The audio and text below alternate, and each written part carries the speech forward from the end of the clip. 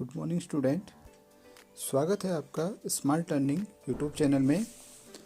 और आज हम हिंदी व्याकरण की हमारी जो सीरीज चल रही है उसके अंतर्गत दीर्घ संधि के बारे में पढ़ने वाले हैं।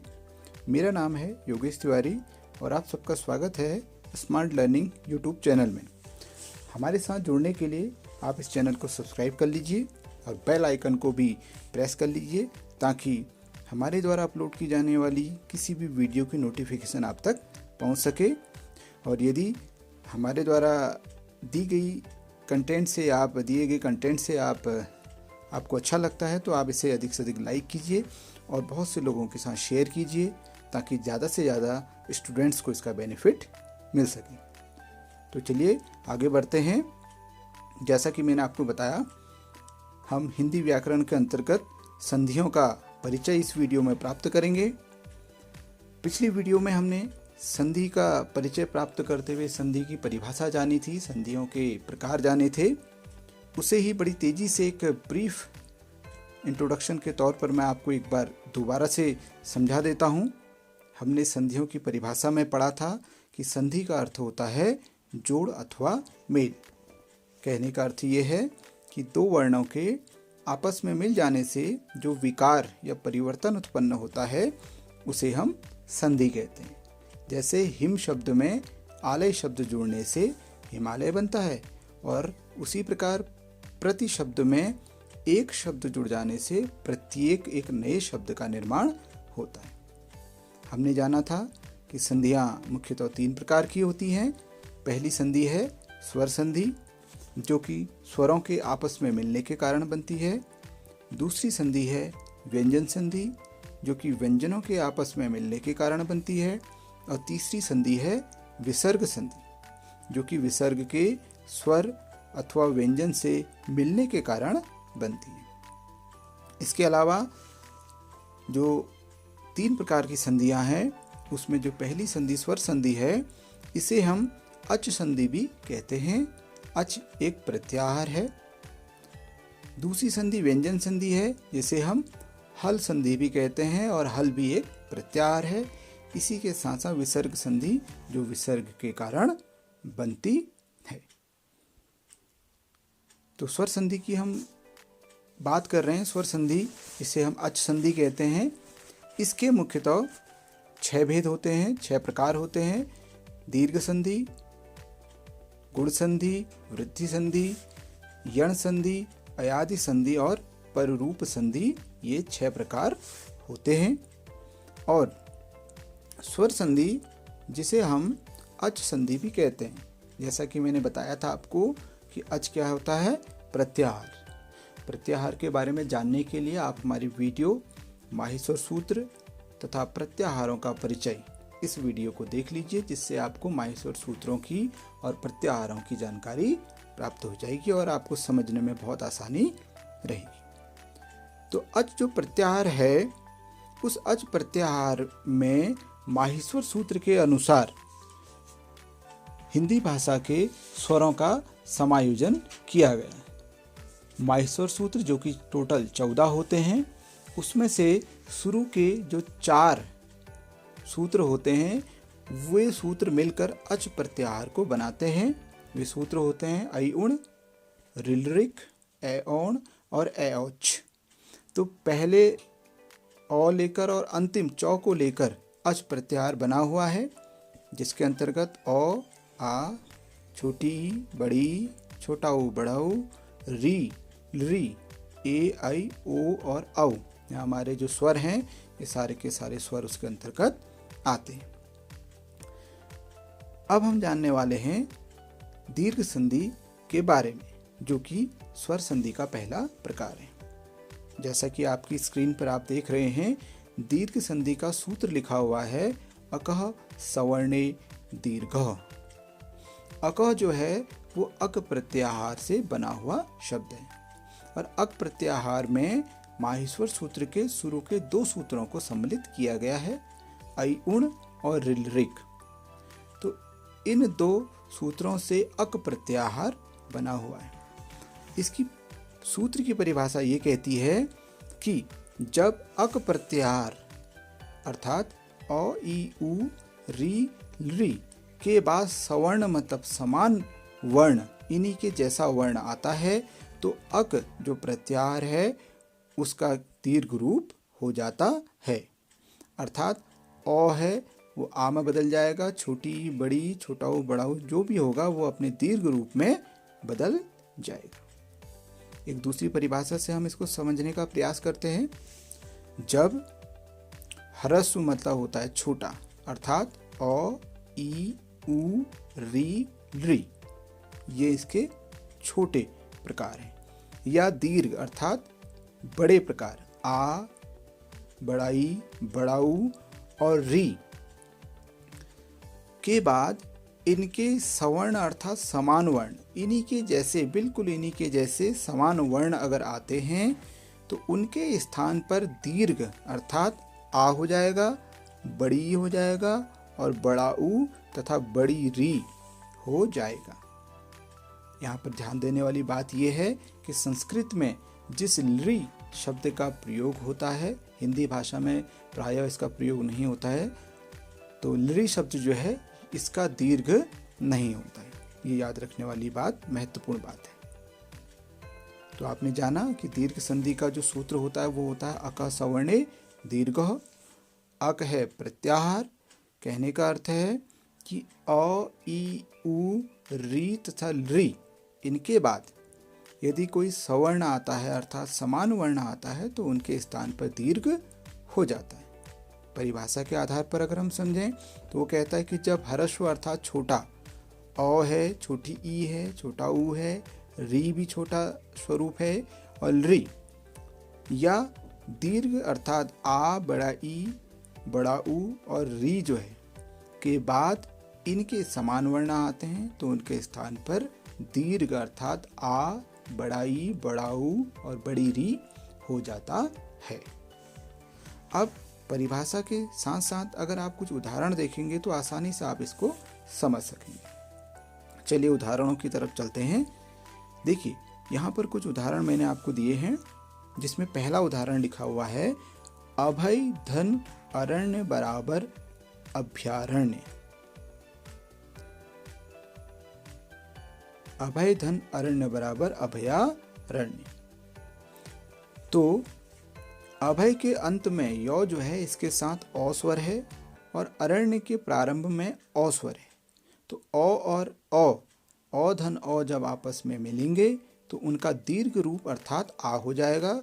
तो हम अभय धन अरण्य को पढ़ेंगे अभयारण्य। इसी प्रकार से दूसरा उदाहरण देखिए, विद्या धन आलय बराबर विद्यालय। तो विद्या में अंत में आ आया हुआ है और आलय के प्रारंभ में आ आया हुआ है, तो आ धन आ बराबर आ, इसलिए ये शब्द क्या बन जाएगा, विद्या धन आलय बराबर विद्यालय। तीसरे उदाहरण में देखिए, रवि धन ईश बराबर रवीश।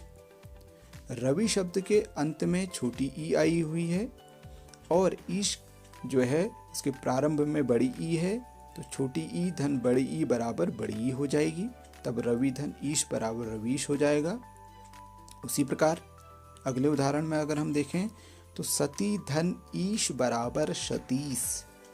तो सती शब्द के अंत में अगर आप देखेंगे तो बड़ी ई आई हुई है, धन ईश के प्रारंभ में बड़ी ई है, तो बड़ी ई धन बड़ी ई बराबर बड़ी ई हो जाता है। इसी प्रकार से भानु धन उदय बराबर भानुदय। भानु में छोटा ऊ, उदय में छोटा ऊ धन छोटा ऊ जब आपस में मिलेगा तो दीर्घ स्वरूप अर्थात बड़ा ऊ हो जाएगा।